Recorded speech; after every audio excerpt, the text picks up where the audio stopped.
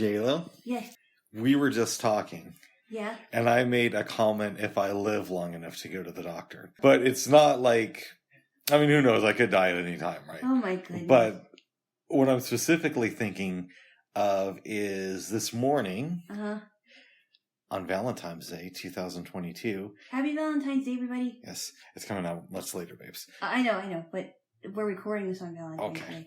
Apparently, Joe Biden's Valentine's Day gift to the American people is escalating our issues with Russia by going into Ukraine. So irresponsible. I think they said something about they're planning for an attack on the 16th, or they think that Vladimir Putin might do something on the 16th, but they're refusing to release any evidence showing this. Really? It's gotten so bad that even CNN is starting to push back on the administration. No, that's no joke. No. I've been hearing stories about the mainstream media even pushing back on Biden. Yes. Yeah, and CNN is like the mouthpiece for the Democratic Party, so if they're starting to question him openly, and the other alphabet soup networks are, then there's something to be said about that. Yeah, and this could escalate really quickly. Really quickly. Russia is a nuclear power, as are we.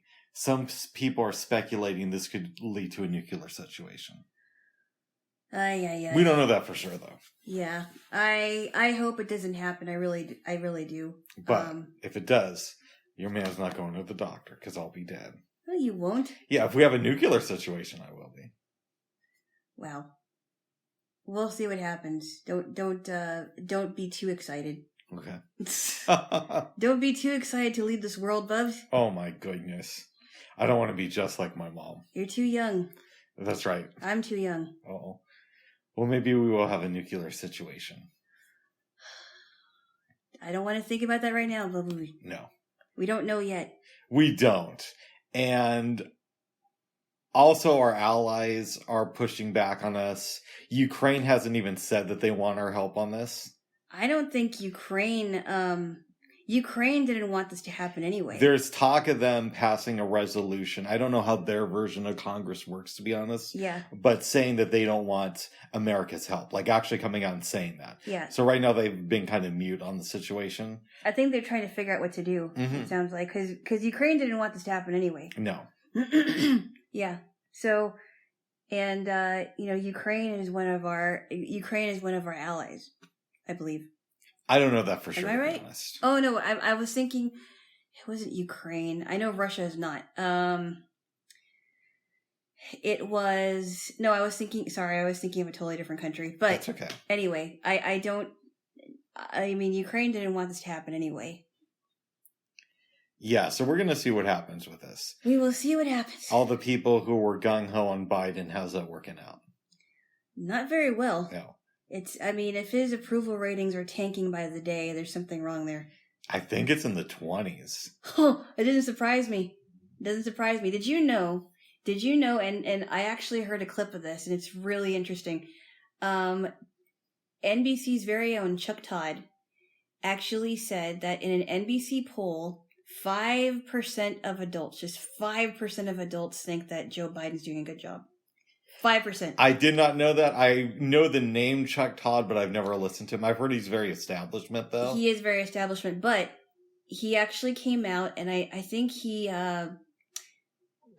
hosts Meet the Press. I don't watch Meet the Press. It's possible he does. I don't know. But I actually heard a clip of him saying that in an NBC poll, mind you, NBC is a part of the establishment, but in an NBC poll, only 5% think that Joe Biden is doing well than expected, which really says something. Here's a real big problem for the Democratic Party. I think overall his approval rating is 28%. Yes, it is. And now it varies from poll to poll, but I think that's roughly about what it is. Now, Trump's approval ratings are low, but what people seem to forget... Actually, it's much higher than that.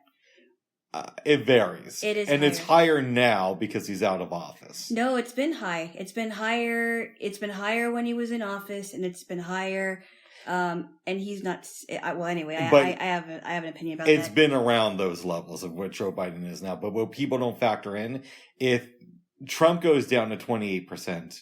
25% of those people are ride or die Trump people, right? Who are obsessed with making sure that he gets back into office.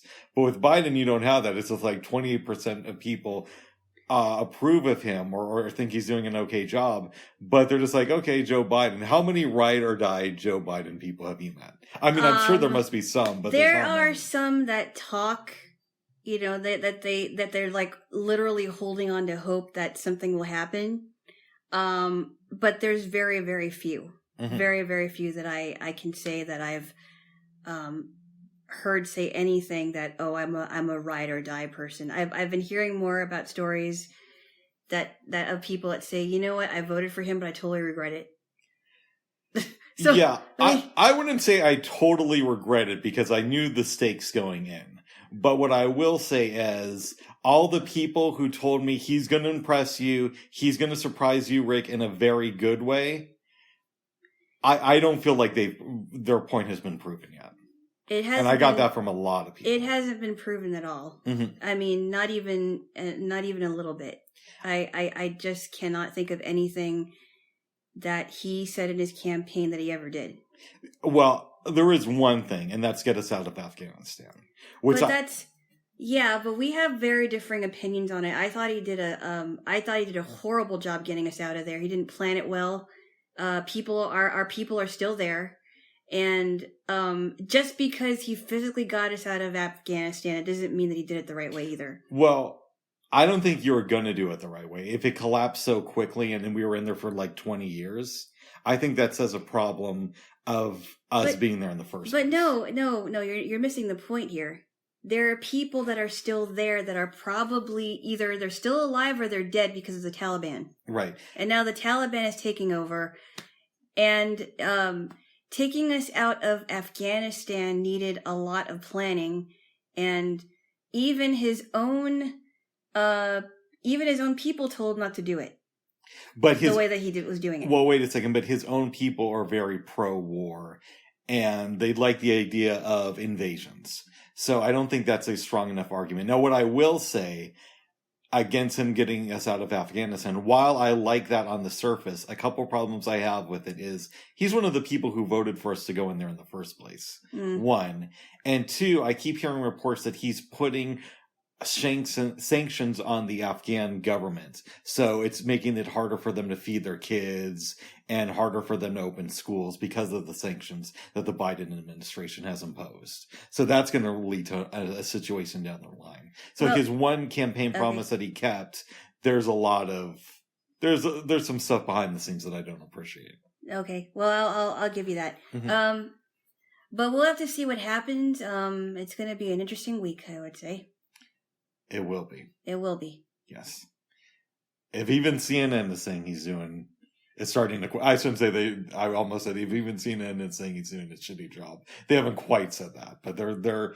Yeah, but they're implying it, right? They're implying it. They had, now I don't watch this guy, Don Lemon. You've talked about him a lot. Yeah, Don Lemon is, well, I've heard clips of him and he isn't so smart. Okay, I don't watch this show. I don't watch CNN. That's okay. But what I will say is I was watching Breaking Points this morning, and they were talking about how Don Lemon was questioning whether or not it's a good move to move forward with the Ukraine thing.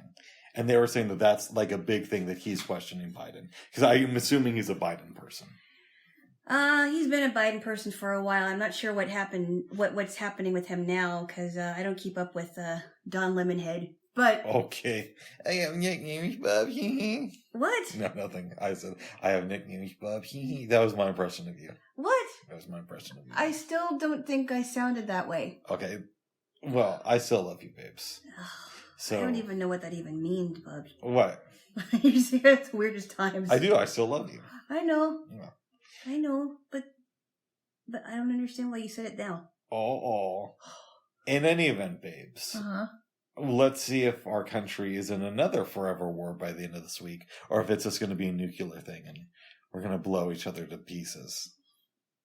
Real, Happy Valentine's Day. Oh. Yeah, Hashtag that's real. Have a great Valentine's Day. Yeah, that's real happy there, Bubs. Yes. Yeah, what a way to start the podcast episode by talking about something that could be really scary and depressing. We might not be able to release this because we could be dead by the time. Oh my goodness. Okay, you have to stop that. Okay. You have to stop it right now. Okay. Let me give you some good news. Uh-huh. It's very trivial, though. Okay. I was skeptical of the Super Bowl halftime show when I heard that Dre, Snoop, Eminem, Mary J. Blige, and Kendrick were doing it. Okay. I love Dre, Snoop, and Eminem. Mary J. Blige is cool. I'm not familiar with Kendrick And Lamar. exactly. I've listened to some of his stuff, but what I've heard, it has a lot of auto-tunes on it. Ugh. And I don't really dig that type of thing. That kind of reminds me of Post Malone stuff, which is not my thing. Yuck. But after you went to bed last night, I go to YouTube's, the internet. Yeah. And I don't know why I said YouTube's. It's not like it's multiple websites. Yeah. I check out the halftime show. Uh-huh. It was better than I expected. And they didn't do all the songs that I thought they were going to do. They did other stuff. Yeah, like they started it up with the next episode, which I thought was cool. Oh, wow. Even though obviously they didn't have Nate there singing, hey, hey, hey, hey. Yeah. Smoke weed. All right. You don't have to sing it. Everybody knows what that song is. Oh, my goodness. I hope so.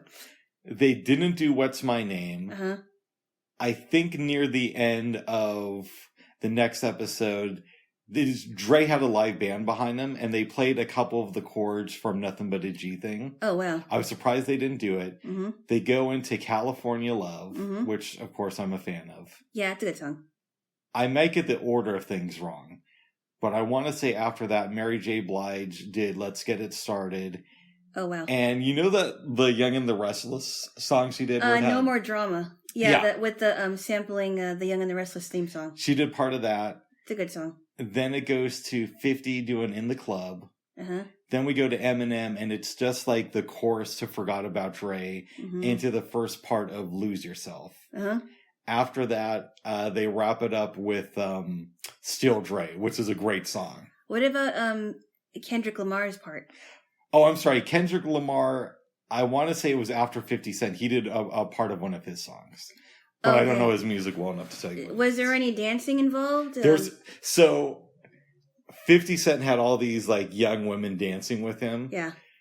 Dre and Snoop are just kind of like walking around the stage. Okay. And Mary J. Blige has some dancers with her. Okay. Yeah. And I could be skewed because I am a blind guy, but that's what it looked like to me. Okay. They also did the performances on top of these trailers. Trailers? It looked like that to me. They were like open face trailers, so you could kind of see the inside. Oh, that's interesting. Yeah. So the stage was on top of the trailers? No, the trailers. Yeah, exactly. They were on top of the trailers performing. Oh, that's interesting. And there were like 4 of them connected. Oh, wow. So Dre and Snoop were on one. 50 was on the bottom of another one. Kendrick was on the bottom of another one. Mary J. Blige was on the top of one. And I think Eminem was on the top of one. And I'm assuming the other one had like musical equipment and stuff like that. Oh, wow. And again, because I'm blind, I could have it wrong. But it was something, that's what it looked like to me. Yeah, I was surprised that, well, I mean, I haven't heard a lot of new things from Mary J. Blige. So I don't know if she's still in the R&B scene. I'm kind of like the hip hop scene. I'm not sure if she's in the R&B hip hop scene because I haven't heard any new music from her. But I like their old stuff. We're old babes. We don't listen to new stuff that much as far as but I don't think we're that old. I think that our generation when we were growing up. We literally thought that our music was better. And I still do. And I still do too. And I would think that our parents' generation thought that their music was better. And it happens with every single generation, I think. And now it's just like, it's just so unoriginal and there's too much auto-tuned. But that also doesn't include the really independent people that are getting noticed. Yeah, we're focusing on what gets pushed by corporate America as this is what you should listen to. I really wish now that like big big corporate radio stations like iHeartRadio was broken up, and I wish it was the way it was before, where there were independent radio stations. Well, iHeart is horrible. They literally push poison. Yes, I know. We've talked about this before. Have we? Yes, many times. Okay. Many times over. Okay. Because about Iraq and their involvement with okay. censoring the Dixie All Chicks. right. And trying to censor Eminem. All right. Stop. We talked about it before, Bob. I'm not going to let you go there, Bob. Huh? I'm not going to let you go there, Bob. No, I'm just saying that we did talk about it. Very good. Very good. I need to do more research on current independent hip hop. But I notice, and we've discussed this before, so it'll be a quick aside, what I'm drawn to in underground rap usually within 10 years becomes mainstream. Huh. Not always, but I'm thinking like, I was a Talib Kweli fan in the late 90s. Uh-huh. And now Talib Kweli is, mainstream. Mm-hmm. I was a Gangstar fan when they were still together. And they're obviously not doing music because Guru died, but they're very much, I would consider them consider popular now. Same with Immortal Technique and Murs. They're more commercial now? Yeah. Okay. And Spearhead. I was a big Spearhead fan back in the day. But, so I guess I'll listen to those underground artists tell you what to hear, and then they'll blow up and become super popular. Well, you can't control that. I can't. No. In some ways it's good. Like, I remember in 2004 or 2005 listening to Immortal Technique all the time and thinking, why isn't this guy a big star? Uh-huh. And now he is. Yeah. Well, I haven't heard about him until you told me. I'm surprised. Have we ever listened to an album of his from beginning to end? No. I don't think we have. I think that would be a fun thing to do, where we do a run through and I'll stop every couple of tracks and give you the history behind it. Oh boy. That's going to be a long day. I'll give you a real musical education, sweetheart. How do you feel about that? I don't know if I like that idea. It's going to be like, okay, we got to stop it. And I know it's 5 seconds into it, but I got to tell you about this. And then you just set things up for me. And I'm like, when is this going to be over? It's going to be a long day. Oh my goodness. I love you, but I mean, come on now. You're like, Bob, let's put that aside for a lot later. Let's see what happens with Ukraine first. Maybe we will have nuclear war there. That's not what I said. You're putting words in my mouth there. Bubba. Sorry there, Jaylo. My goodness. But the halftime show is really good. I don't know who won the game. Yeah, I'm pretty much out of the loop with that one. It's either the Rams or I forgot the other team. LA or Cincinnati. Which is kind of cool that they were doing the halftime show in LA. Uh-huh. Because typically they select the game site years ahead of time. Yeah. So it's not necessarily the home team. But this time it was a home team playing in their stadium. Mm-hmm. Of course, that's a double moron. Because it's an oxymoron? Oxymoron, yes. And Dre, who is from LA, was, doing the performance. Uh-huh. So that's kind of cool. And he reps, Compton and all that stuff. Yes. Yes. There were some speculations that they were going to do the Tupac hologram, which I'm glad they didn't do. The Tupac hologram where they show a picture of... You told me about this, yeah. It's a little bit strange. Yeah, and Coachella, some years ago, they were able to do a holographic image of Tupac that performed with Snoop and Dre. That's a little bit weird. Yes. Yeah. I'm glad they didn't go that route. That's a little strange. Yes. So what you're saying is they would show a clip of them performing? No, they actually had a hologram. That's how good our technology has gotten. That's crazy. I remember back in 2010, I was listening to Joe Rogan, and I wish I could remember the name of the pop personality in Japan, but he said that there was this Asian pop star that was a hologram, and that you could go online and watch clips of this hologram at a concert just going into the crowd. It's like a female pop star. That is weird. Yeah, it was super bizarre. So it really looks like she's doing it. Yeah, it looks like it's a real person. Wow. But it's just a made-up computer thing. Computer-generated stuff. Yeah. That's more weird. advanced than Zeta on BET. I remember her. Sita, yeah. Zeta.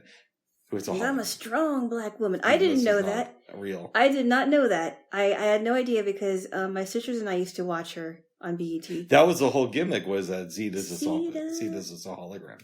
Yeah, I'm a strong black woman. Yeah, I remember that. Yep. And she was talking and everything. A strong black woman who was created by white men and had all of her lines vetted by white men. Are you sure about that, Bubs? Yes. Okay, whatever. Very, very strong there, Jaylo. Yeah.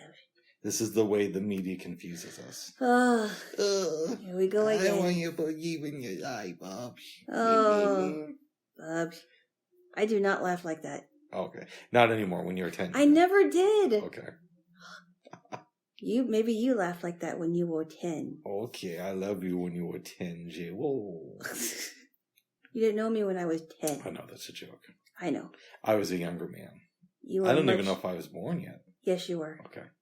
Well, okay, that's it. What? Making me sound older than I am, Bob. Are we allowed to talk about what we did this morning with your friend and her brother? The one who I went out on the date with? Or no, I'm assuming it's a no. Okay. That's a little too personal. Okay, fair enough. That's a little too personal. No. Mm-mm. Yeah, because she might hear this one day. And that could be a little bit too intense. Yeah. Yes. And I'm going to blame you for that one. Why? Because you're the one who brought it up. So I was joking. And that's our private, that was a private conversation. Oh, I didn't know. Oh, yes you did. Babes. Yes? I'm enjoying the book on Midnight Cowboy. Oh, yeah? And I think I'm really going to get into it. But you know the problem I had? What's that? Is the Bookshare app went back to doing that thing to where the sound will go in and out. That's so I'm weird. listening to it on my iPad. For some reason, the app on Android really sucks. Oh, wow. Yeah. I think you would just have to limit it to your iPad then. I might have to do that. Which would be fine because, I mean, that's, it would still work. So Mm-hmm. I think you'll just have to have it on your iPad. Yeah. I don't like that, though. I wish that they would just make a good app. I noticed that with a lot of... You know what I got from Walmart the other day, babes? What's that? It said, you have to update this app now because it's now outdated. And they do that like every couple of weeks with that app. I hate that. I do too. I don't like it when... I mean, it's tough when apps or software has to update every single year. I can't stand it. I get it if they're going to make it better. Yeah, that makes more sense. But sometimes it's like, why? Yeah, sometimes it's like, we're taking away these features that you love and introducing these new ones that you're going to hate. And we don't have any say in it. And it doesn't even matter what app it is. Mm-hmm. Or it doesn't matter what website it is. It's like, can you please send us a thing saying, hey, we're thinking about changing this. What do you want to happen? Like a survey. But no, they don't care. No. They do not care. I mean, I sent them, this was a while back. I think it was last year. I sent them some feedback on the Walmart website. And I said, this is not accessible for blind users. And they wrote back just one word, good. They didn't say that. Okay, They just said, thanks for your feedback, but they never wrote me back. Mm. So I'm like, I really hope that more people will send them feedback because sometimes it's really confusing and they really need to make it better. Yeah, some tech people are into weird stuff. They don't check their apps and they like bizarre features. Yeah. This reminds me of a story that's kind of unrelated. Uh-huh. So back in the day, I used to have an iPod Touch. We're going to say this is around 2010. Yeah. Okay. And another good friend of mine had one too. And we both jailbroke ours at the same time. So we could What do you mean by that? So jailbreaking is basically where you... I sound like a 3-year-old basically... Okay, go on. Where you add some software to your device that allows you to get apps that aren't exclusive to the Apple App Store. Oh, really? So, for example, there used to be this app that I didn't use, hint, but I thought about it. And what it would do is, back in the day, I'm not sure how it works, you could listen to an iTunes song and it would give you like a 30-second preview. Nice. This app disabled the ability for Apple to turn off the cutoff point. So you could stream music nonstop from this app. Nice. From the iTunes store without buying anything. Oh, wow. There was also another app. I forgot the name of it, but it would let you download YouTube videos onto your phone. Wow. There's some pretty cool ones out there. Nice. But I remember getting it, and me and my friend were talking about these different apps, and I'm into stuff like that. And to a certain extent, he is. But then he's like, "Oh, and I got this really cool app, and what it is it's a cup of milk, and it'll show it pouring the cup into another cup, and the cup just loads up with milk." What? I'm like, "Okay, bro." Why? It's like it's really cool and it makes sounds too. And by my impression, I'm guessing you know who. Yes. Also jailbroke their device. Oh my goodness! A cup of milk. Yes. Pouring into another cup of milk. Yes. That's funny. It was. Well, did I tell you that my family was thinking about getting me an iPod for my birthday, like in 2010. They should have gotten. I know. I should have. I could have been a lot more skilled in devices. To this day, you refuse to move into the mobile space, and you keep it old school. Oh, we have to talk about this again. Sorry, babes. I never knew that we talked about it before. We have. Okay. Again. What else? I know. Keep talking, babes. Oh goodness. Anyway, yeah, they didn't, and I don't know why they didn't think it was a good idea, because I really wanted to learn how to use one. Mm-hmm. And the, iPod touches and iPod shuffles and different types of iPods were all the rage at the time. And I thought that would have been cool. They either could have gotten me that or, like an MP3 player. That would have been fine. Yeah. I really loved the iPod Touch. Especially in 2010, it was a great device back then. Mm-hmm. And then they kept doing, when they released newer versions of it, they made the battery really, really bad. I think they might even still sell the iPod Touch, but it has a really weak battery. Oh, really? The 2010 model was the last one that I know of that had a great battery life. I could use that thing for like a day and a half. Really? Yeah. Wow. Mm-hmm. That's pretty cool. Yeah. But I also had somewhat of a life. I was dating. I had friends. So it's not like I was just stuck to my iPad. Yeah. Or iPod. Yeah. And I had, I had friends too. So it wouldn't be like, that's the one thing that I worry about if and when I get a device is that I'm going to be so stuck to it that I don't want to hang out with anybody else. You should. I should what? Get a device. But also be a little bit worried about that because it can be kind of addictive.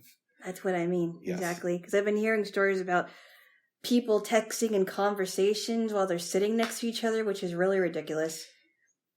Yeah. I told that this one person, because they said that they were talking to their daughter on the train via text.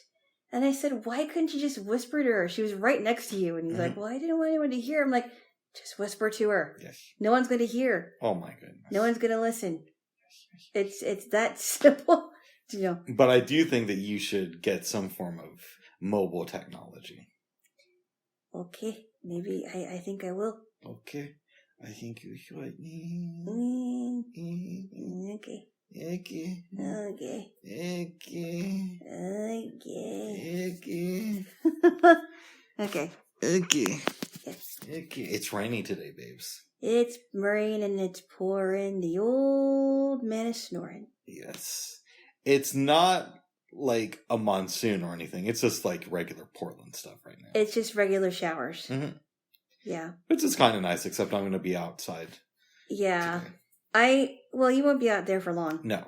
I think it's interesting because showers could mean a couple of things. Showers could mean like some little sprinkles here and there, or a big enough shower to where the ground is wet and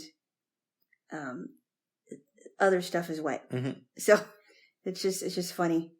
It's all in the game, babes. I guess. Yes. Yes. Yes. Jaylo. Yes. When we were making dinner yesterday, Yes. I said, let's listen to some Marianne Faithfull. Uh-huh. And at one point, they start playing the singer who sounds like an old guy. And I'm thinking to myself, why are they playing this old person? Did she do a collaboration with this dude? Uh-huh. And it turns out it was her. I said, you got to hear this because Marianne Faithfull had a very young voice as a younger woman in her teenage years. And I said, but her voice changed dramatically. And you didn't believe me for a minute. I didn't believe you. Or I thought, well, maybe it changed a little bit. Because the first couple songs Miss A played, she was younger. Yep. And then we get to the old man portion of her career. Yeah, that's what substances will do to your vocal cords, I guess. I just hope for her sake that she does not develop prostate cancer. Because I've heard older guys have to worry about that stuff. As far as I know, Marianne Faithfull is not a man. Oh, good. I wasn't sure if that had changed. According to her book, she was woman. Was woman. Yeah, like the one person that said, "Do you hit woman?" Have you ever hit woman? What would cause you to hit woman? And already you're like, oh, yeah, this person is not doesn't know English. Mm-hmm. Well, I was thinking this is a scam thing. That's funny. Yes. But I was surprised. Now, her book makes her seem like a horrible mother and like not completely there as a human being. Yeah. It's a good read, though. But what I did like about her playlist is when it sounded like she was reading some poetry, like that was cool. Some poetry, and I'm like, you know what? That's all I want her to do. If I ever meet her, I want her to read me stories, read me poetry, but don't sing. And talk about how she was unfaithful in some of her relationships because she's no pun intended. Faithful, and she should really add the "un" to her last name. Yeah, no pun intended, by the way. Yes, because she was with Mick Jagger for years and cheated on him, and he cheated on her, and it was unfaithful all around. But I like that he had kids with other women when he was married to Jerry Hall. You like that? Well, here, hold on. Mm-hmm. And Jerry Hall ended up getting her revenge on Mick Jagger. She married somebody richer. She married Rupert Murdoch, who, as we know, I'm not a fan of, but that's a story for another time. We compared their net worths the other day. Mick Jagger has, according to Miss A, $500 million, which is good. He's big pimpin'. He's doing well in life, much better than I am. Oh, goodness. But your buddy, Rupert Murdoch... He's not my buddy. I don't know the man. Okay. Is allegedly worth $21.9 billion. That's insane. So she moved up. I mean, really moved up. That's insane. Amazing how much money you can get when you sell lies to the masses. Ugh. Anyway. It makes me want to become a Trump person. Maybe you should, because it might do you good. You might learn a little thing or two. Oh, about how to... No, you might learn... You might actually learn how to manage your money well, Bubs. Oh. He pulled himself out of his financial problems.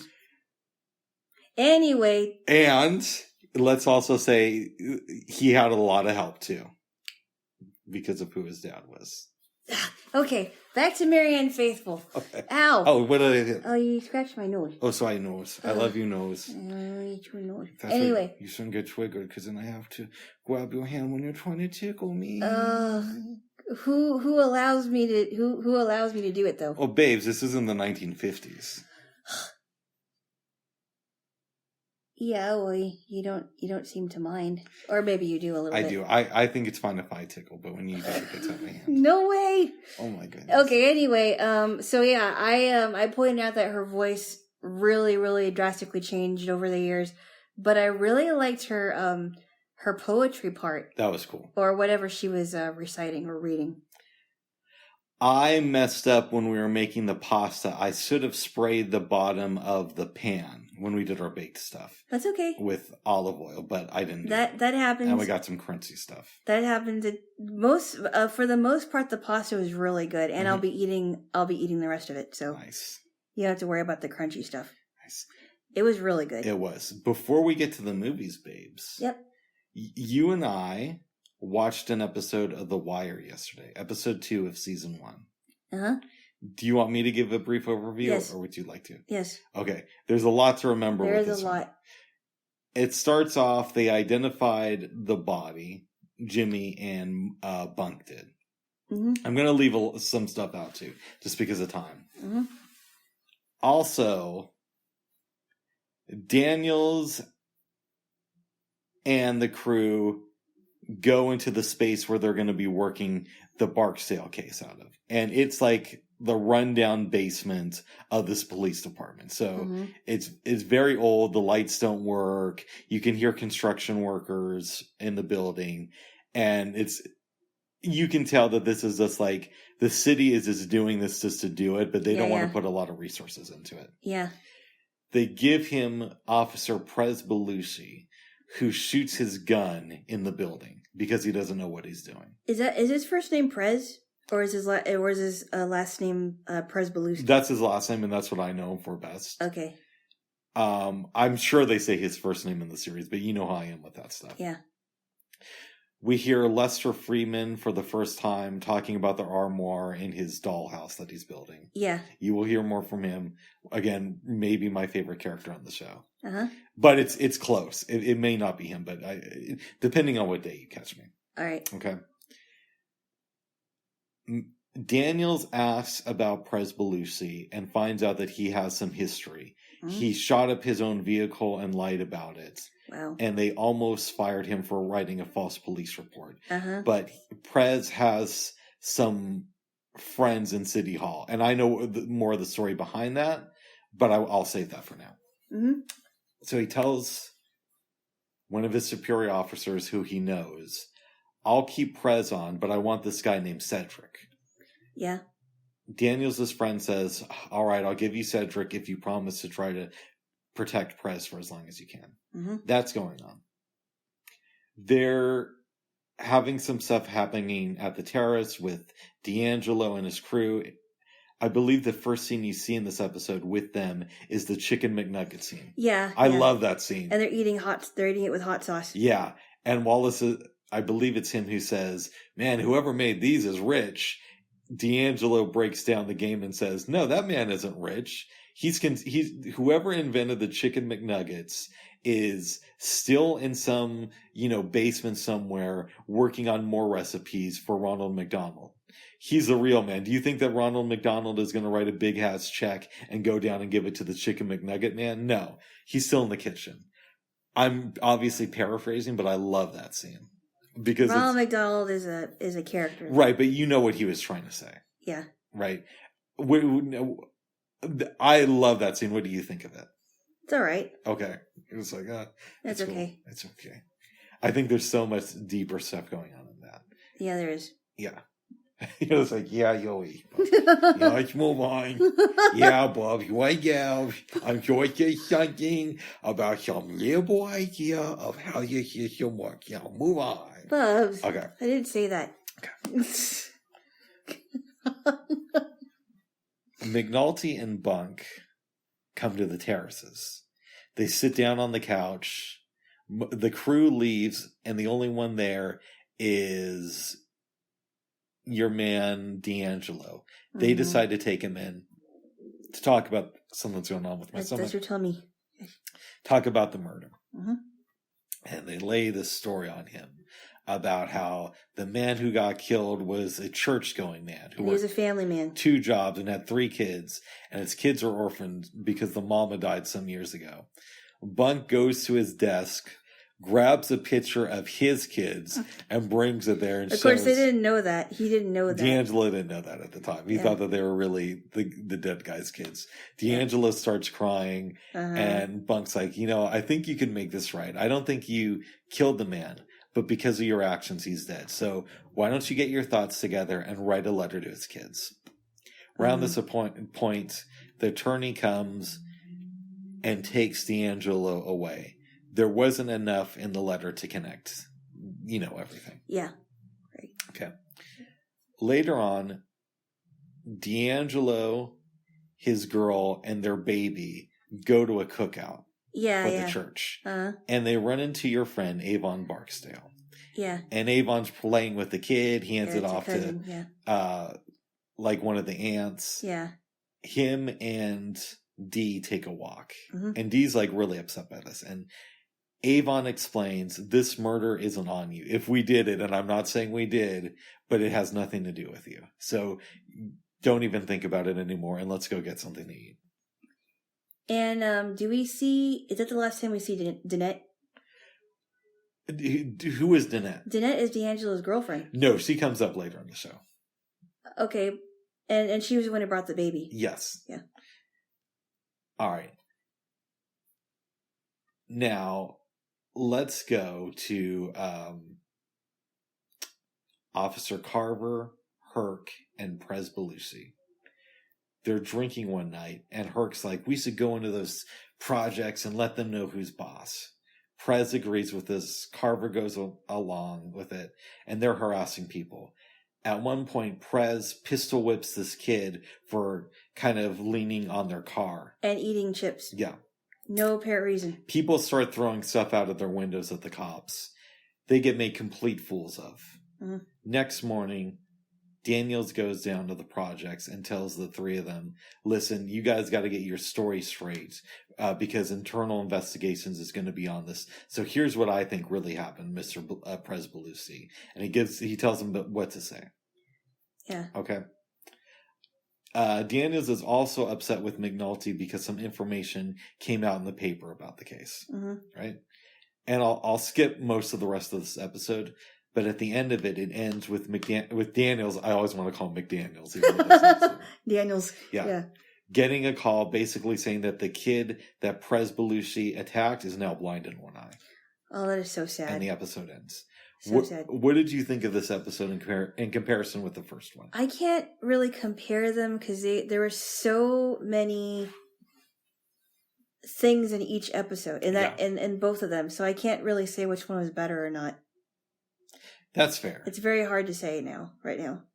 But you like this episode. I did, but again, when that episode ended, I'm asking more questions about it. Now, you also know that a lot of the writing staff on the show are ex-police officers. Uh-huh. So, and the reason I think that's important is because there's a lot of police brutality in the show. And it's not just some liberal writer out of LA writing it. It's people who actually maybe participated in some of this. Uh-huh. Either participated or witnessed it. Yeah, or witnessed it. So what do you think The Wire is teaching us about police brutality? That any police officer is capable of doing it. Mm-hmm. Not everyone, but there are police officers. There are police officers that are just as corrupt as the criminals, but and that anyone could get caught up in that. It sounds like. What do you think of Prez Belushi? Belushi. I always say Belushi. Not Belushi. Belushi. I don't know what to think about him. I thought it was really, really bad judgment to just hurt some kid. He shouldn't have been leaning on his car. Yeah. But he wasn't even doing anything. He was just eating chips. And they go to that area because they're drunk, and Herc wants to mess some people up. And Herc got hurt though by the glass. I believe so. Yeah, he did. Yeah, that's right, because he's going to be out on medical leave. Yeah, he got hurt by the glass, but even though he exercised really bad judgment, in my opinion. Yeah. That kid was not doing anything. He was only 14. He just needed a place to eat some chips. And he didn't try to grab the police officer's gun, and he wasn't provoking the police officer. So, that was a bad move on his part. What do you think of the way Bunk and McNulty interrogated D'Angelo? That was creative, but yeah, I don't know. I don't know what I think about that. If you really wanted to get emotion out of somebody, then that's the way to do it, I guess. I like that scene a lot. Yeah. I also really enjoyed the scene where they go to the cookout before Avon and D'Angelo have their talk, when they're just, Avon is playing with D'Angelo's son. Yeah. Because it kind of shows them, this is one of the strengths of The Wire, Yeah. is it shows who you think to be the evil people as they also have families and they also care about their people. Yeah. Yeah. That's true. Yeah. I love the McNugget scene in this episode, as we've already said. Uh-huh. I think this is a great episode. It's not my favorite, but it's really good. Okay. Yeah. Is there anything else you want to say about The Wire there, Jaylo? I don't think so. It's so, you are right. You have to be awake when you're watching an episode. There's a lot of details. It is very, very true. Like, even with audio descriptive on. Yeah. And paying attention, you could easily miss stuff in it. Yep. Yes. Well, Jaylo. Yes? Would you like to talk a little bit about Jerry Seinfeld? We watched a couple of episodes of Seinfeld, and they were both very, very funny. Go ahead. I'll talk about a few storylines. Elaine,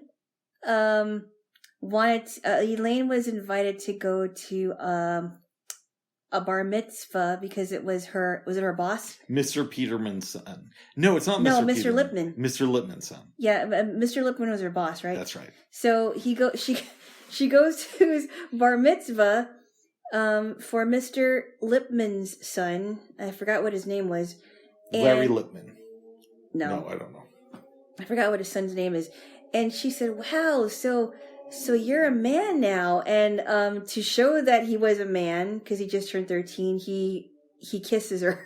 That was great. He makes out with her. I like later in that episode where she's like, you're 13, I'm in my early 20s. And then later on he's like, you're not in your early 20s. Good, that did you. Yeah. Early 20s, he says. And then she's like, this is what I look for in a man, being successful, and she's listing all these things, and he leaves the room and says, "I'm denouncing Judaism." Mr. Lipman does. No, the little boy does. Oh, that's right. I'm renouncing Judaism. I quit. And then Mr. Lipman looks at her and he says, Is that what you look for in a man? She says, yes. And then he kisses her too. And renounces his Judaism. And so it's found out that that she is called a shiksa because she's not a Jewish lady. Yes. And then this is the one with the Serenity Now thing, right? The episodes kind of get intertwined with me. Yeah. So we're going to say yes with the caveat that it could be no. Oh my goodness. Go ahead. If it's not this one, it's the one right after this one. I know. Okay. So, Mr. Costanza, I forgot what his first name was. Frank Costanza. Yeah, Frank Costanza. Serenity now. Serenity now. And he's listening to that tape. And he's like, Serenity now. And his wife is barking words like, don't get rid of that, Yeah, and she's talking about, putting stuff in the garage. And yeah. She's, George is trying to fix a screen door, and he's like, well, the reason why it isn't working is because all the hinges are rusty. Oh, don't worry, Dad, I'll take care of her. And then he rips the door off the hinges. Close. Kramer takes it. Oh, Kramer does. I'm sorry. And puts it on his door. Yeah. Yeah. Kramer rips off the hinges and puts it on his door. And then his dad convinces George to help him sell computers. Yes. And he's competing against Lloyd Braun. Yep. Who got released from the mental institution. George really wants to win this, so he figures the way he can succeed in the competition is to sell the computers to himself, and then after the competition is over, return all of them. And that goes great until Kramer goes crazy and destroys the computers that George left at his apartment. And then didn't Kramer have some weird thing happen with paint on his door? Or somebody put shaving cream on his door handle? Some kids in the building. And and that was the same episode where Jerry and his girlfriend Patty She was taking him to this Chinese Spanish place because she didn't want to go to the game with him. I think that might have been a different episode. No, that was the first one. Okay. Yeah. And he breaks up with Patty, and he's like, I can't believe it. Oh, wait. Yeah, that was the first episode because she wanted to see him mad, remember? That's right. Yeah. Now, could you go to the second one? Because that was pretty much the first episode. We mixed them up. I think we covered enough, though. Oh, really? Well, what I will say is in one of the storylines, and I know we're talking about it like it's one big episode. Yeah. I think it's the other episode. Kramer starts storing his blood. Yeah. Uh-huh.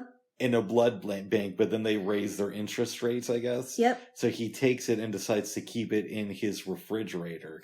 Jerry doesn't want anything to do with it, but he gets cut because George made a sandwich there, and Jerry pushes something and the knife goes into him. He uses a lot of blood, but Kramer saves him and then asks Jerry for all these flavors. Favors, not flavors.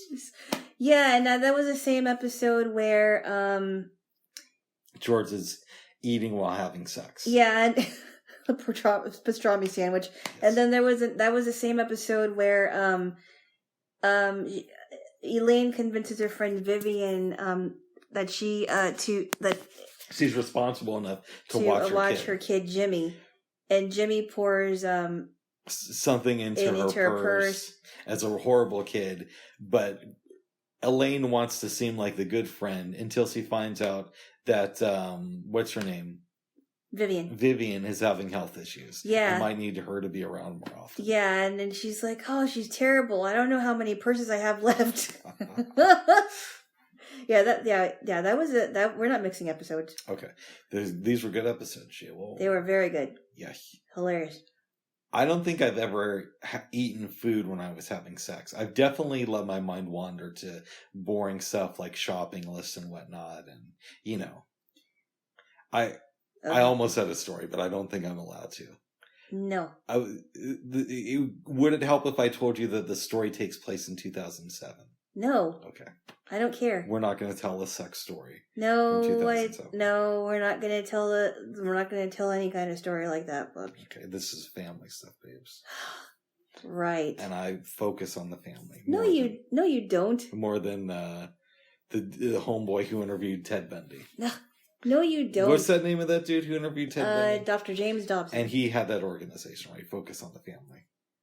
Right. Somebody else is a new president now because he has a different show. But that's besides the point. No, I don't think we need to talk about it, and you're not for families. I am definitely very pro-family. No, you're not. As you know. People should listen to our private conversations then. I put them out, but you keep saying they're private. They are private. I was saying that people should have been there while we were talking. Oh. Now, I don't think that people should have kids, but if we get past that point, I'm completely pro-family. No, you're not. It doesn't make any sense. What was that like growing up with so many kids around you? What? Well, I mean, you always have kids like running around and when you were a kid and making noise. And what you act like I had like 10 siblings. No, I know, but you had a lot of cousins too. And yeah. I might be a complete narcissist, but there were 3 cousins, by the way, that I spent time with. Okay. At the time. I think to myself, well, that seems like a lot of work, and it seems like it would take a lot of attention away from me. Spoiled brat, you. No, I'm not. You all, but I love you. Well, I mean, I had older cousins that I spent time with too. So I mean, we were the younger. We were much younger than our older cousins. Yeah.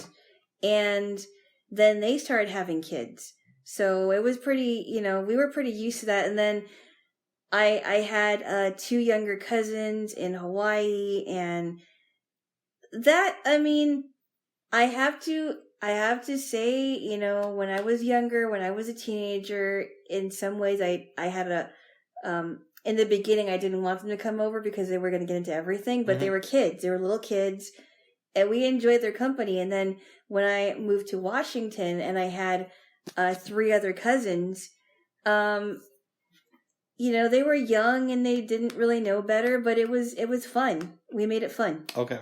We made it fun because we would do stuff like go to the park or have snowball fights or, go to places like bowling alleys and things like that. I don't. We just made it fun. Okay. It wasn't like we were in the house all the time, not having fun. Nice. You know, it wasn't like that. That's good to know. We made use of our time. Well, good.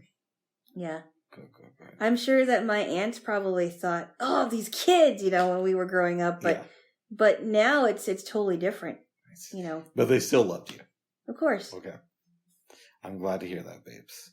I would hope so. Oh, yeah, they do. They do. Oh. They do. Oh. Yeah, kids are a lot of work. Well, maybe you should be around them a little bit more. Oh my goodness. Maybe we should have a nuclear war. And they need grown-ups to teach them how to behave. They're not going to behave on their own. No. That's why when you're around kids and they seem annoying to you, you have to teach them to not be annoying. Uh-oh. That doesn't work it doesn't work that they're going to learn on their own. No, I have always said, babes, that it takes a village to raise a child. And you know that I'm a firm proponent of that. No, it takes good parents to raise a child. And a village. Not a village. Oh. That's like a very socialist, lefty proverb or something. It's not. Apparently, Hillary Clinton is the one who said it. And she is, very... She's not conservative. Mm.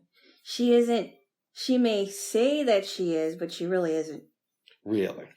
Yes, really. I think she's pretty conservative. No, she's not. Oh my goodness. But the whole it takes a village to raise a child. I heard that, I don't know who wrote that proverb or whatever it is, but I heard that's just a myth. Or something to that effect. I wouldn't say it's just a myth. Or a myth. Maybe a myth isn't the right word, but I don't necessarily think it's. I don't necessarily agree with it. Well, what I would say is it's a little bit too simplistic. But if you are going to have kids, which listen to your buddy Rick and don't. But if you are, then no. Be fruitful and multiply. No, let them be part of the community. Be fruitful and multiply. You don't want kids. Well, I'm not talking about me. I'm not talking about me, and in a few short years I won't be able to have any children. Right, but we could, get to it now and pump out some kids. Pump out some critters and, hand them out as party gifts or something. Ow! Okay, that's it. What? That's it, What? folks. What? You are not being good boy. How am I not being good boy? You're not good How? boy. What did I do? What did I do? I don't even know what I talking did. badly about kids. I love kids. I do. Nope. Give me a kiss. Say uncle. Ow! Your nails hurt. Say you're sorry. Ow! Okay. My nails, feel my nails. They're not that long. Feel my nails. They hurt, Bubs. How do they hurt? Feel these. How do these hurt? Feel these. Because they're still a little bit sharp. I mean, they're not quite as long as mine, but they're a little bit sharp. Oh my goodness. They are. I'm not kidding. I wouldn't tell you that if I didn't. You feel these. You really think these are sharp? They're getting sharper. Okay. All right, well, give me a kiss. No. We have to solidify the truce. Certify. You say it's solidified. Okay. Say sorry. For what am I apologizing for now? What am I apologizing You said for? you didn't. You were telling people not to have kids, Bubs. You don't have kids. But you it don't doesn't. want kids. But I wasn't talking about me. All right, have kids. It's the best thing. I'm saying it's the best thing you'll ever do with your life. Okay, now you're sarcastic. Give me a kiss. You be a good boy. I always am. I will say this. Uh-huh. I have a friend who is like super conservative. Really, really conservative. And, whenever I'm around conservative people, I think to myself, I don't like spending time around kids, but these people really don't like spending time around kids. And he has told me on many occasions, it doesn't matter if somebody is poor or rich or young or old. Everybody who is an adult should have a kid at some point because it's the best thing you'll ever do for yourself and it's the best thing you'll ever do for society. Mm. I don't agree with that, but, I just wanted to... Well, I mean, they'll think of it this way, though. If people didn't have any kids, then there wouldn't be anybody to be our next leaders, our next people that are CEOs of companies that could possibly be good for our society. People have kids because they want a legacy. They want to be remembered for, they want to pass they want someone to pass on their values to. And I think that there are some adults that think that kids are the most undesirable ones, but as I've said before, if you want good kids, you have to teach them how to be good kids. I would make the argument that our leaders kind of suck, so I don't... Yeah, but they're old people. Okay, good point. They're not young people. Let me give you a scenario. All right. A girl comes to me tomorrow and says, I really want a baby, and I understand that you're in a relationship with Jaylo. I almost said Jaylo. I don't know. Jaylo. So I'm not going to ask you to have sex with me. But what I would like for you is a sperm donation so that I could have a baby. No.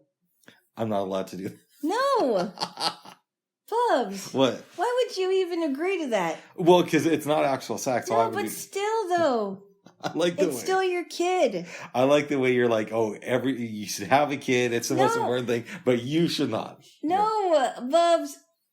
I think that there are people that for sure would be great parents, but there are some people that should not have kids. Well, the woman would raise the kid. For various reasons. Okay, but the woman says that she's going to raise the kid. I don't have anything to do with it, except for giving the sperm. No. No? No. Really? Because that would still be, the kid would still be your kid. Bubs, come on. Think clearly here. How would you feel if I did that? Would you be angry with me? Yes, I would. How angry would you be with me? I don't know. You wouldn't break up with me over that, would you? I might. Really? I don't know. I mean, if you did it and you didn't tell me about it and you went ahead and did it, yeah, that would make me very angry. Even if there's no sex involved? Yes, it would, Bubs. Wow. That's a little bit, I don't know. And you're against sperm donation anyway. I am, but I'm giving you a scenario, babes. Wow. You might break up with me over something. I don't know. I would be very upset with you. Uh-oh. And I'm not okay with sperm donation. I think it should be outlawed, but that's just me. I don't know that it should be outlawed. I just don't think it's a good idea. Remember we talked about that movie, The Kids Are Alright? Yeah, I saw it. I didn't really dig it. Yeah, I didn't really care for the premise of it, but apparently like a bunch of kids were from a sperm donor, and I saw the movie, and then the kids tracked down the guy who donated said sperm to make the kids. Yeah. That's a sad. Wow. You've heard it here first. Alana wants everybody to have kids, but I am not even allowed to. Well, but you said that you didn't want I don't want to. But if the opportunity presented itself, I'm not even allowed to make a donation. It's just not a good idea. Okay. I don't think it's a good idea, especially since you're against it. And what might happen is if the kid, boy or girl, finds out that that they came from a sperm donor, they might want to find you. I could just tell them to kick rocks. Ugh. Well, okay. That's a little bit too extreme. Some father you would be. Well, that's why I'm the sperm donor. Okay. I just think that it would be a bad idea. But you said it's more than that. You might actually break up with me if I did that. I think it would be very I just don't know how I would be able to handle that, Bubs. Okay. Maybe I would break up with you. Maybe I wouldn't break up with you, but I would be very mad at you. Wow. Okay. Okay, that's good to know. I would be mad at you, Bubs. Wow. Okay. I'm not going to tell you what I did last June then, Jaylo. Huh? I'm joking, babes. That's a dumb joke. You really want me to get mad, don't you? No, I don't. I love I love my Jaylo. Okay. I love my childless Jaylo. I'm glad you don't have any kids. I've never dated a woman who had kids when I was dating them. I just couldn't do it. I just could not date a guy with kids because it's just so complicated. It's very complicated because you have the kids, however many kids, or maybe it's just one child, and then you have the ex. And then, the women have to deal with the exes. Yeah, and the woman is still going to want to spend time with her kids, so it's like, I want you to spend time with me. Yeah, it's just so complicated. Yeah. Even if the kids are grown up, they're going to have to deal with the fact that their dad or their mom is with somebody else that isn't their dad or mom. They have to deal with that. It's tough stuff. Especially when I had that, well, I don't even know if I talked about it here, but I probably won't. Okay. I had a personal experience that was very, very awkward for me, and I'll just say that it affects both men and women in adulthood after their mother or father remarries. It still does. You're talking about... Yeah. Okay, I'm not allowed to say, or else I would, because I have a big mouth. Yes. But out of respect to my Jaylo, I won't. Thank you. Yes. Okay. Yes. Here's a scenario. All right. I become a billionaire overnight and die of a drug overdose. Okay? I hope that doesn't happen. I hope I become a billionaire overnight. I could live without the drug overdose. But this is the scenario we're given in life. I'm dead, and you meet this really, really hot guy who's around my age. And I left all of my money to you. So now you're this super rich woman going around slapping people across the face with money, all this stuff. Till you run into this guy. He's good looking. He's intelligent, not as bright as me, but he's still pretty cool. Okay. And he tells you, Jaylo, I have kids, but don't worry, I abandoned my children and I never want to talk to them again. I just want to spend my time with you. Could you do that? No. Oh, wow. No, I wouldn't want to date a deadbeat dad. Wow. Nope. I'm very, very, very, I feel very, very passionate about that. If, for whatever reason, you broke up with me or OD'd on drugs and died. What? I don't know, babes. Oh, my goodness. I could see myself dating a deadbeat mom. Okay. I don't want to, but I'm saying if that scenario came up and, everything else was cool, then, But just because she's a deadbeat mom, that probably means she has other issues. Yeah, I don't think I'd be getting into a long-term relationship with a deadbeat mom, but, you have some fun. It's not all fun and games, bubs. Oh. So the moral of the story is Alana loves kids and thinks that people should have them except for her and myself. But I'm supposed to say that especially for you. And while I'm not supposed to have kids, I am supposed to talk about how great they are and the power of children and how they can add to the quality of your life and that of our nation. Ow. Ow, we hit heads. Hit heads. We head-butted each other's heads. swords. Yes. Okay. Yes. No, yeah. Babos. What's that? We watched some movies last night. And they were good, too. They were. They were good. The first movie we watched was Nomadland, which is currently available on Disney Plus in the UK. And you read a book based on the movie. I'm sorry. You read the book that the movie was based on. The movie's based on, yes. Okay. Would you like to give an overview of the story? I will. I'm not going to give everything away because there's a lot of stuff in here. But it's based on a woman named Fern, played very well by Frances McDormand, who won an Oscar for her performance in this. Yes. So she's our third. Yep. What was the other two? She won for Fargo and a movie that I haven't seen, but I've heard good things about. I think it's called 3 Billboards. Huh. Okay. Very good. And she plays an older woman. I'm guessing she's in her 60s. She has short hair. And she's living out of her van, but she made it to where it acts as a house for her. So she's got a pan that she cooks food in. She's got a drawer that kind of opens up into like a stove area, right? Yes. Yeah. So she's pretty resourceful. And she's been living in her van, but doesn't realize that her van is not so sparkly and shiny and everything. And, that's where she sleeps and everything like that. she does seasonal jobs. Like she's worked for Amazon as a person that was it the mailroom, the packaging area. Yes. I think it is. Mm-hmm. Yeah, the packaging area. She worked at campsites. She worked at a kitchen, and all the people that she's been making friends with are doing the same thing, and they're older people, and they've been traveling across the country, and they've had meetings with a man named Bob Wells, who is a part of the van life movement. Correct? Yeah, he's a star on YouTube for that type of thing. Yeah. Or at least he was. I don't know if he's still with us or not. Yeah.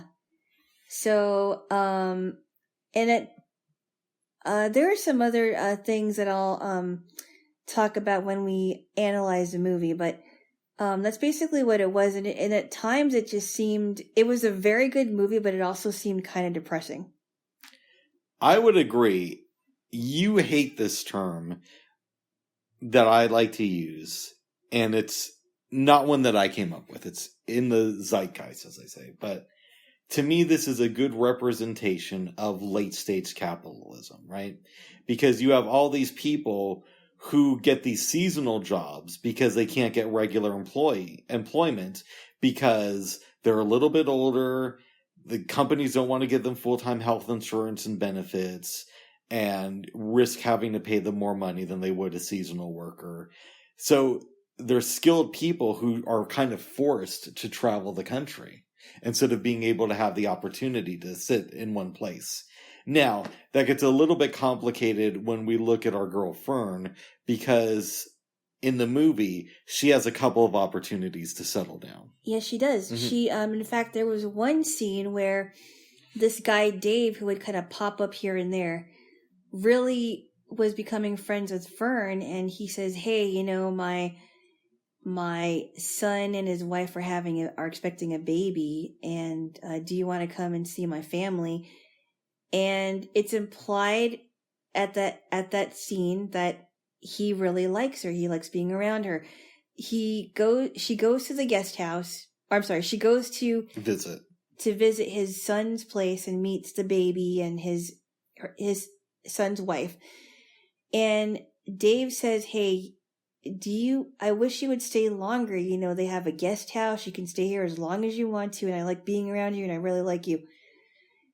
And I thought she was going to take that opportunity. And in fact, Emily, when they were smoking their cancer sticks outside. Emily is the wife of the son. Of Dave's son. Of James, yeah. Yeah. She says, you know, I wish you would stay here because Dave really likes you. And she seems like a really nice lady. And you know, Fern just kind of, it's like in one ear and out the other. There was another scene where her friend, who calls herself Swanky, was telling her that, you know, I lived a really good life and I'm 75 years old. I've seen a bunch of swallows. I've done all kinds of things, but I'm ready to go now. And that's why I'm giving my stuff away. She had bought a book called Final Exit. And you joked about giving this book to a friend of yours who No. Had a crush on I did not joke about that. That was obsession. That was you. What does that mean? That was you. Oh. You brought it up and you said we should give this to said person. And I said, no, that's just mean. That is mean, babes. That's mean. Instead, what we'll do is we'll give her a baby book and encourage her to have children. With somebody else. Oh my goodness. Since she can name her first child Rick. If it's a boy, it'll make sense. And if it's a girl, that'll be awkward for the kid. But, you know, it is what it is. Whoa. Well, she can name the girl Raquel. Raquel or Ricky. Rachel. Yes. Yeah. In any event, back to the movie. Yeah, we get there. Yes. Fern also goes to see her younger sister, who offers her Dolly, yeah. Okay. Offers her a place to live, but Fern doesn't want to take it. So, what do you think of Fern? Do you like the fact that she still wants to maintain her independence? Or do you think that this lady should really take people up on their offers to help? I go back and forth. in some ways it sounds like she's got things together, she's got her stuff together, but as she's she's not getting any younger. I personally think that it's time for her to settle down in a home that she can actually be around people. If I was sighted, I could totally see myself being part of this community and driving around the country. Now, I think I would just do more than work on Amazon. Maybe I'd partially do that, but I want to think that I do something like write a book about my experiences or record a CD and go around the country to different coffee shops performing songs from my albums. But there would be some version of me that would be on the road a lot if I could see. Yeah. And some RVs look really cool. They can double as houses. And some of them are really, people have enough money to make them look more like houses. And it's good for them, but that's not the life that I would choose for me. I'd want to have a place to live. I want things that are in the area that I can go to. I want to be around a lot of people in my neighborhood. Would you stop it? Whoopee. That'd be funny if you're able to say Happy Valentine's Day while you burped. Happy Valentine's Day. That was great. Thank you. Good timing. Anyway, I just couldn't imagine myself traveling. It's one thing if you're a trucker and you have to travel for months at a time because you're delivering things to stores and companies and what have you, because truckers are needed. But if you're deciding that you want to be a part of van life and you're living out of your van, after a while that would get really, really old for me. There was a time as a blind person where I almost hit the road for what looked like was going to be a couple of years. Really? Yeah. And I'll tell you the story later on. Okay. But it got really close. And it wasn't me who pulled the trigger and canceled the thing. I have a feeling I know who it is. I have a feeling you do too. Yeah. But I would have done it. I think you need to have a wide variety of experiences in your life. Right. And one of the things I regret the most, there's a lot, but I wish I would have had the opportunity to travel more. Now, what I will say is I took a lot of opportunities that I had for travel. Yeah. But I think that it broadens your life experience. It really does. Now, having said that, I also believe that probably I would have if I was sighted, I would have gotten off the road sometime in my 50s. You know what I mean? Yeah. Yeah. I mean, there are some places I'd like to go, but I think I've gotten to the point where it's like, if I don't go to these places, it's not going to bother me. I mean, cause we don't know exactly when our lives are going to end, whether we're going to live to the ripe old age of 90 or die at a young age of 89, of 52, okay, or so, yes. Or under 55, right? That seems not very old, but I think that even in the place that you live, you could do so much more too. It's not just, you don't always have to travel all over the place. But I do like traveling as well. It's fun. It is fun. Yes. But after a while, for me, after a while, I get restless and I'm like, I want to go back home. I hear you, but maybe you could have a hybrid of both, where you have sustainable work in your area that you do for maybe 8 months out of the year, and then the other 4 months you're on the road. Because it's kind of like camping, right? I mean, I like camping for a few days, not like, for a week at most. But after a while, it's like, I want to go back home. Yeah, I would make the argument, though, that if we were to do a van life situation, it would be different because we wouldn't just be staying at a campsite. We'd be going out and really exploring an area and trying to do the touristy thing, but also a mix of what locals do and get to know the community as much as you can in like a couple weeks before moving on to the next place. Oh, yeah. Yeah. Yeah. So, if I am reborn as a sighted person, Oh, my goodness. then I would want to travel a lot. Oh, okay. But I don't necessarily believe in reincarnation. I don't either. I'm sure there'll be some messed up version of it where God will be like, I'll send you back and you'll have full eyesight because you want to travel, but you're not going to have any arms and legs, so you'll be stuck. Yeah, God doesn't work that way. Okay, good.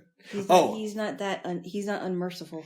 Oh, that's good. I told you my idea in bed last night about why I think I'm going to win the lottery and become a billionaire this year, and you completely shot it down. I said, you were saying the odds are low of somebody winning the lottery, and I said, yes, that is true, but the reason the odds are much higher for me. So, in case you missed us talking about it. Yeah.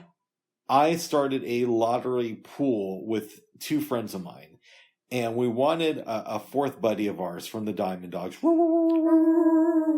to join us, but he thought it was silly.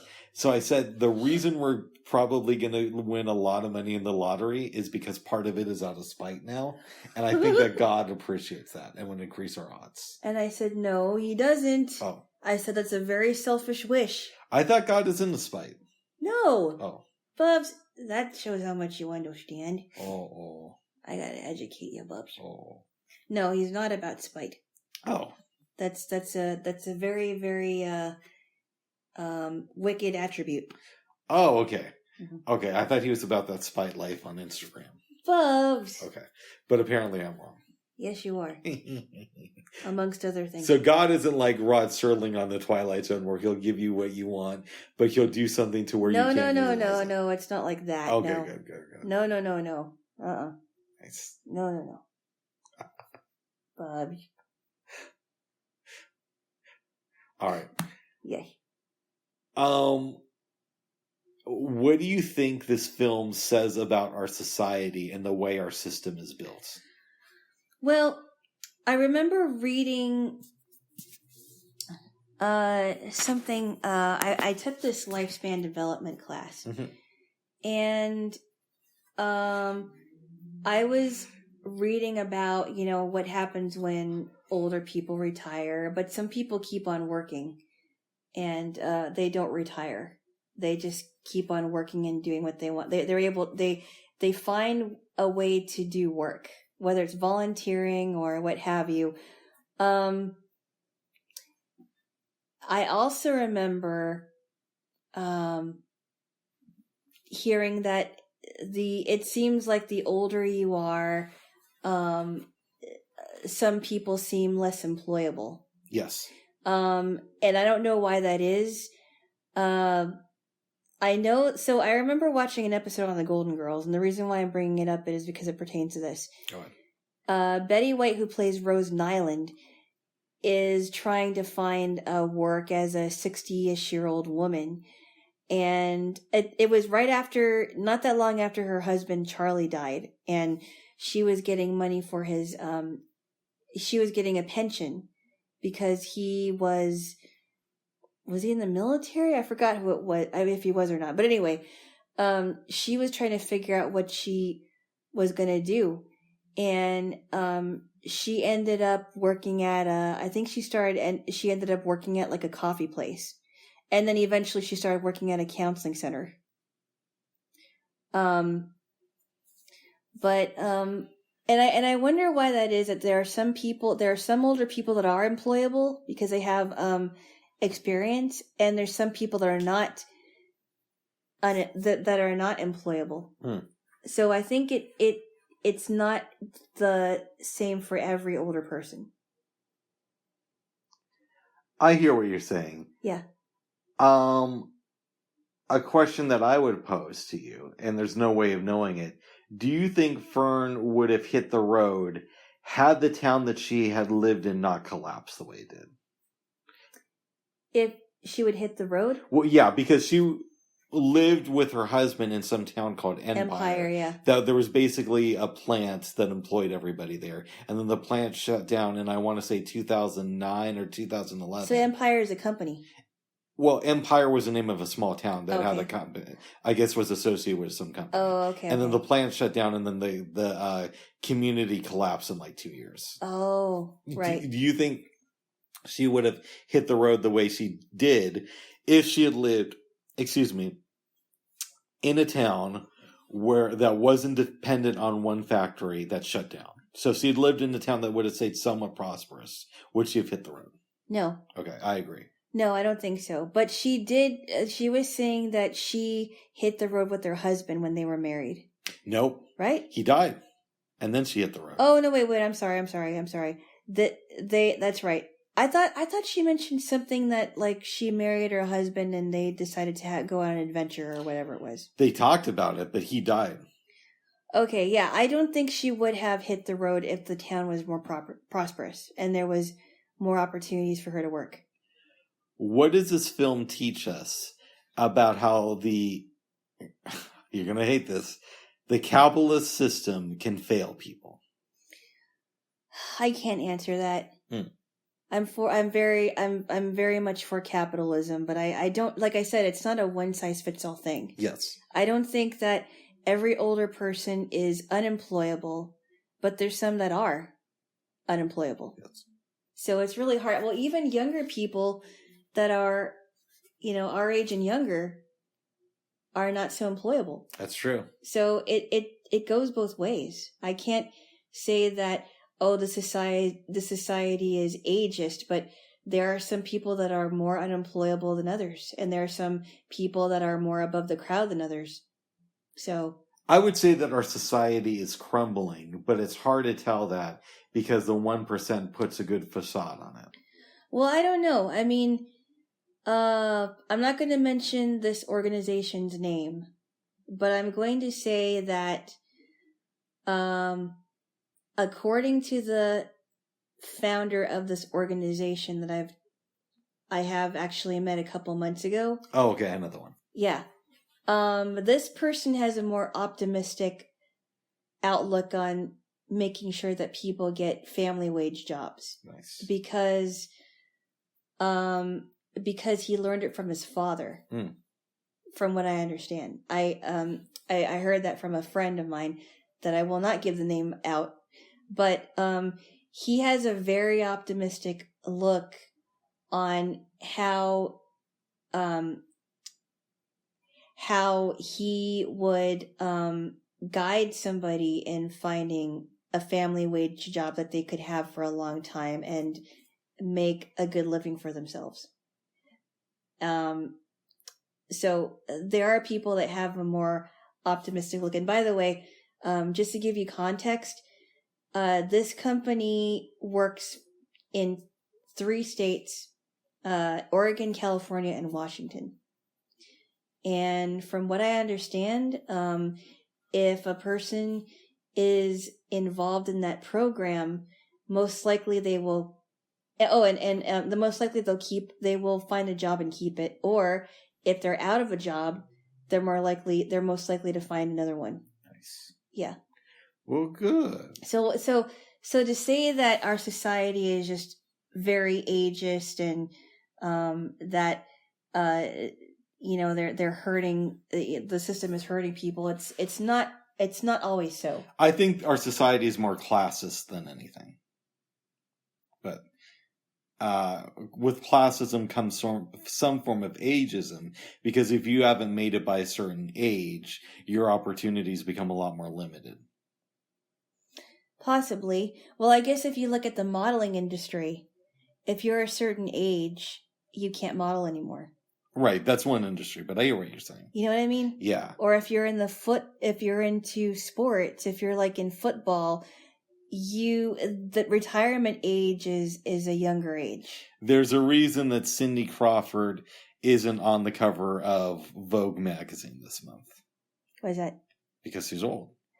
Okay. Well, she now she does infomercials for serums. What serums? They're like things for your it could, there's serums for hair and there's serums for skin to make your skin younger and Nice. fresher. Well, good. Yeah. Hopefully I won't have to use them for a very long time. I hope so too, babes. Apparently I hold my age pretty well. You do. Thank you. Yes. Give me a kiss. Why? Because you want to. Okay. What would you give this movie on a scale from 1 to 10? Oh, I give it an 8. Would you recommend it to members of your family? And if so, what's your elevator pitch? Do you have to have an elevator Yes. pitch? Why? Yes. You don't have to, but I think it helps when you sell a movie. I think all I have to say about that is I would recommend it to my family. But I also would say this is something to think about if you decide that you want to work as an older person again. Because a few of my relatives now are retired, but they like being retired.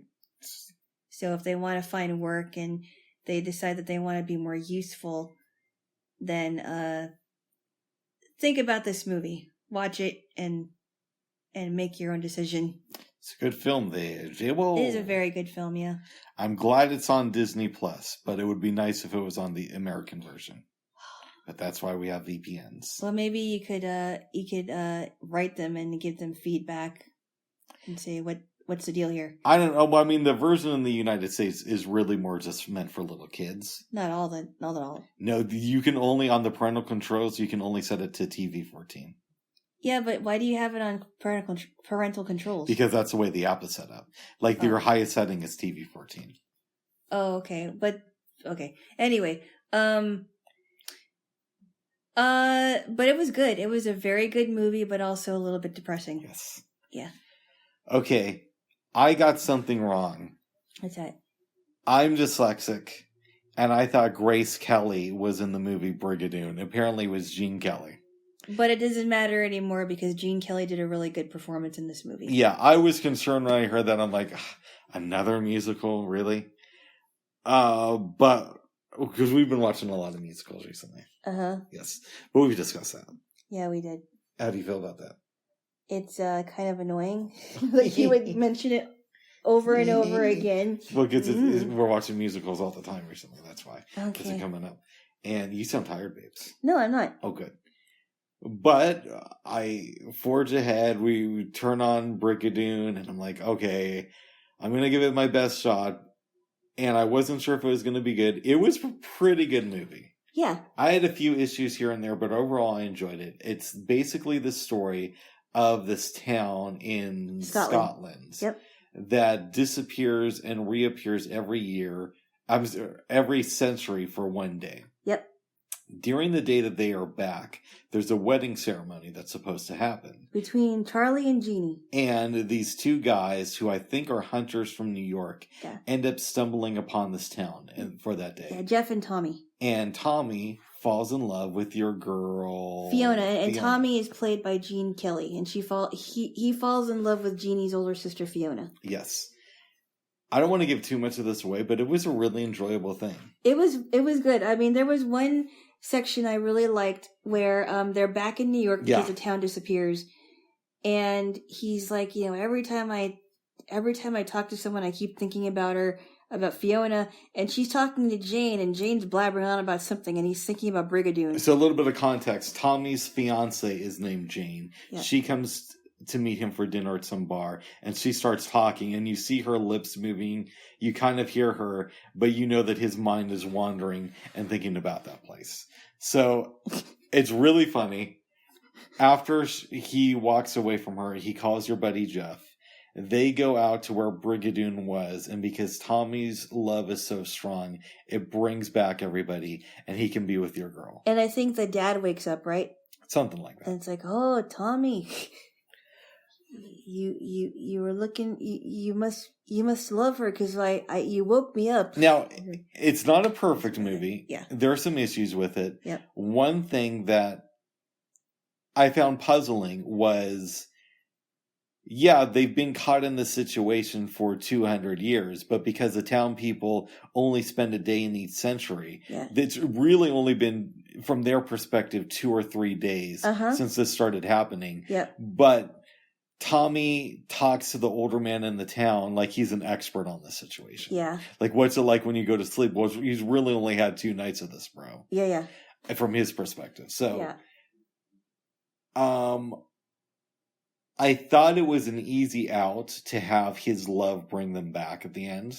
Yeah. But I also know why they do it, because this was made in the 50s, and you want a happy ending. It's escapist entertainment. He brings them back. Yeah, he does, because of his love is so strong. Yeah.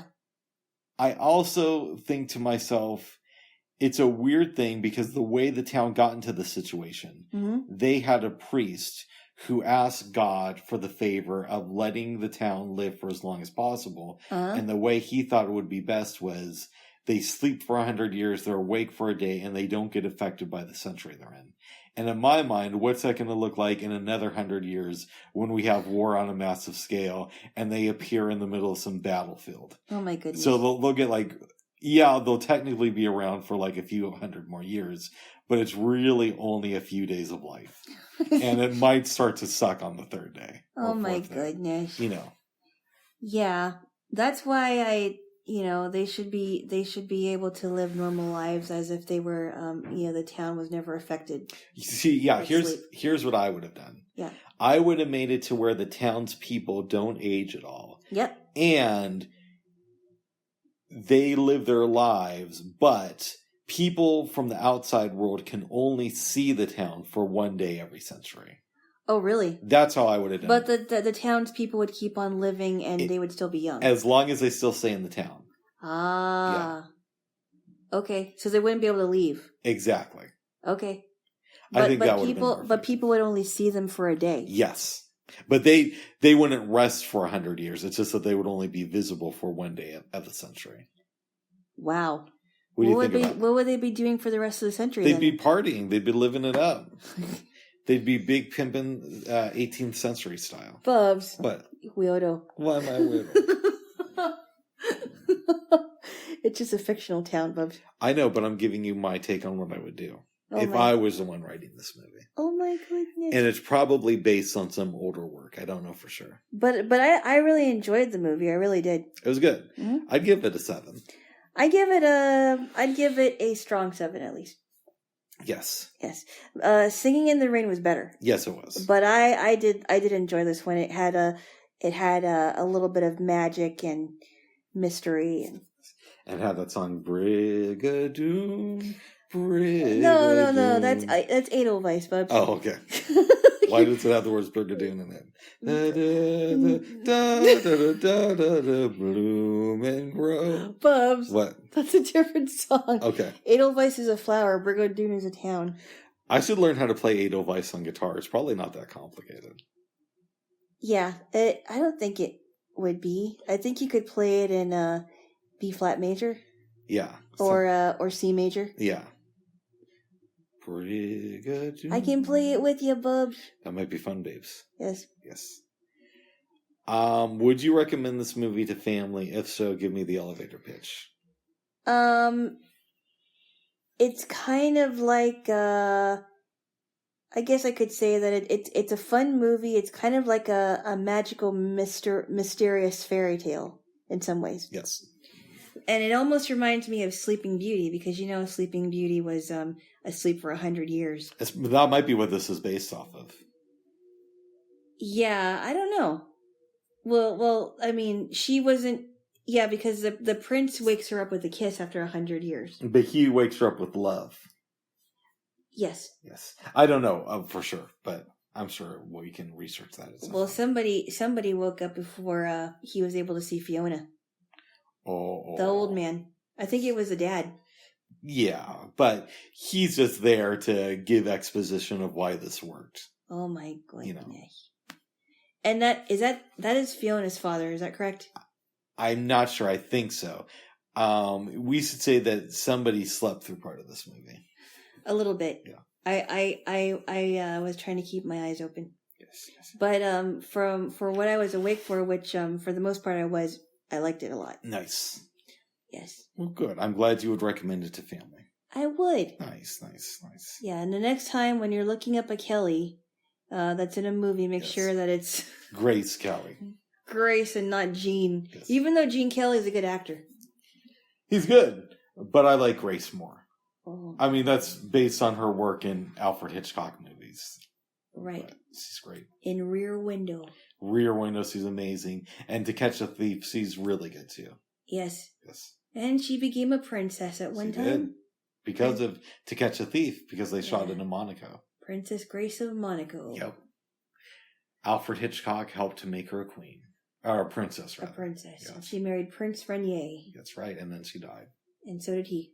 Oh. She died really young, didn't she? I think she was in her 50s. She had a brain aneurysm when she was driving a car. Oh, that's terrible. Yeah. Terrible. Good stuff there. Whoa. Yes, I'm sure she was very beautiful when she was younger. She was a knockout in Rear Window. Yeah. Oh. Yes. Yes. Oh, so good in that movie, too. She was good. She was good. Yes. Yeah, that was an interesting movie. That did remind me of like a very, very hot summer movie. Yeah, it's one of those films I would watch late at night. I wonder if it would be a good pairing with In the Heat of the Night. I don't know. Probably watch it in the summertime. Yeah, and like a hot August day. Yeah. Or night. Or night. With the fans on. With the fans on. And the doors open. Oh my goodness. What else? Jaylo. Yes? I don't have a present for you. I'm going to, but Amazon had some weird issues. But you had something for me. Or do we want to get to our dreams first? Why don't we talk about the dreams first? Because we had some really weird ones. You go first. So I had a dream yesterday afternoon. I'll start with that dream. Yeah, because we took a nap for like 2 hours. Yeah.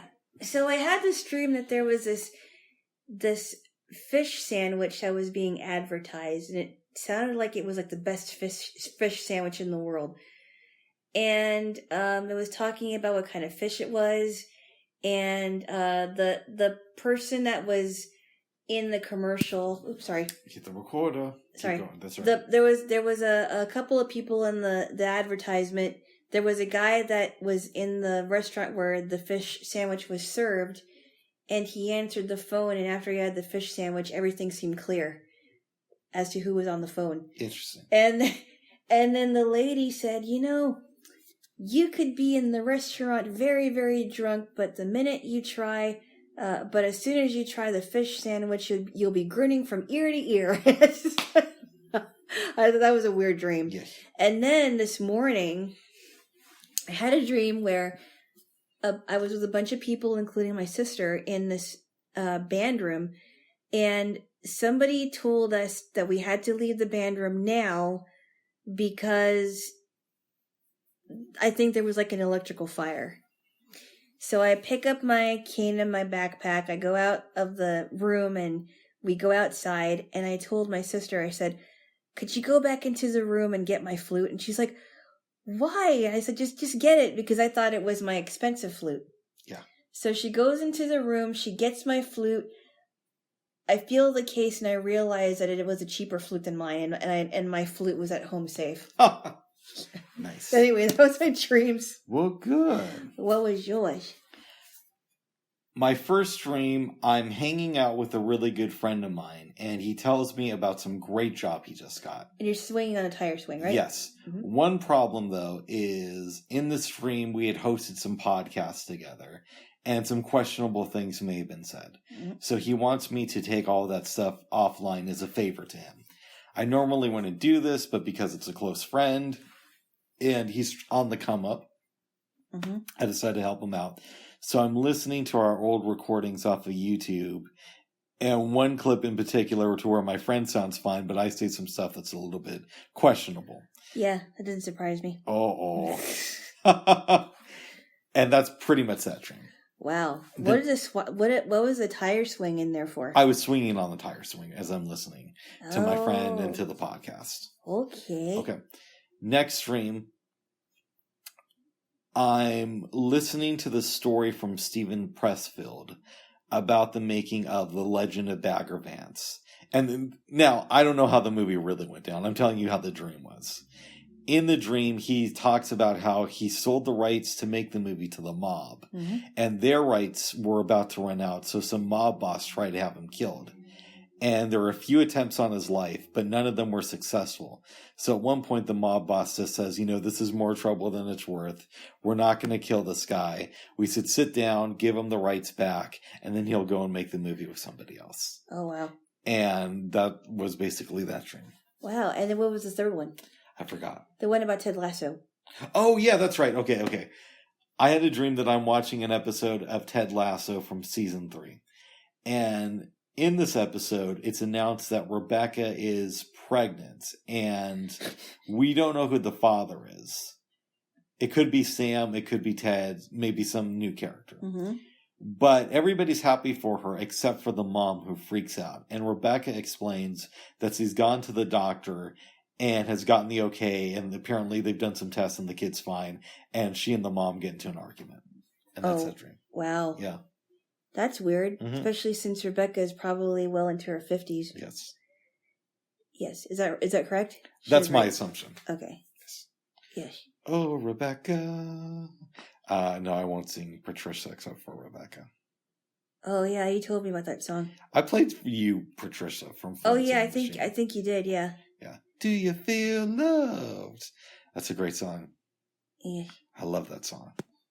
You're a real man. You do what you can. I remember that song. That's a great song. I liked their song, Shake It Out. Mm. And The Dog Days Are Over. Very good. I think that's what it's called. Oh, good. Yeah, good. Jaylo. Yes. Before you give me something. Yes. Are there any self-care exercises that you plan to engage in this week? Self-care. Every time I say self-love, you get on me. Well, I mean, yeah. I don't know that there is one thing. I mean, there's definitely things that need my attention. Mm-hmm. But I don't know. I can't think of any right now. What about you? I'm going to do morning pages. Uh-huh. And maybe the Stephen Pressfield thing, I had the dream because I usually reread the War of Art at the beginning of each year, but I didn't do it this time. Okay. So I have to go back and maybe read that again. Yeah, it's only February. Yeah. But every year I reread the War of Art. Do you read it every January? Usually, just because it's easy to remember. Okay. It's such a powerful book. Very good. Yes. Well, good. Yeah. Yeah. Yeah, I don't know that there's I mean, there's definitely things that that will need my attention. But I can't think of anything at the moment. Probably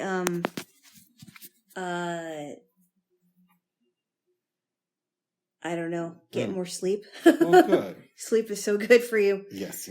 Yes. You should probably kick me out after this just because it's going to start raining a lot. Uh-oh. Yeah. But did you want to give me something? Or? Yes, you want to pause it for a minute? Yeah, I can pause. I'll be right back. Yeah, I can pause.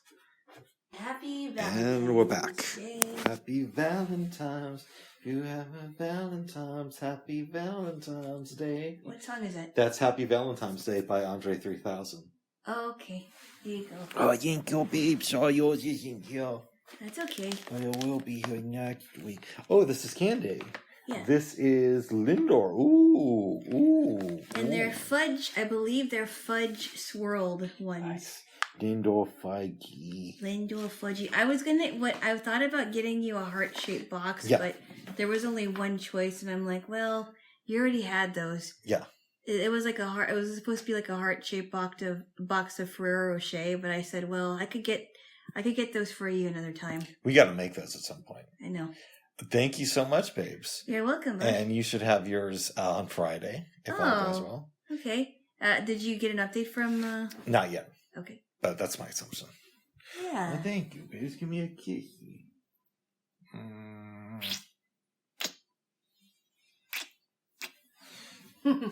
Happy Valentine's Day, babes. Happy Valentine's Day to you, and may for all of you listening, I hope your day is filled with love and joy and laughter. Yes. Yes. All right, babes, anything else you want to say? Are we good? We are good. All right. Bye-bye. Bye-bye. Bye-bye.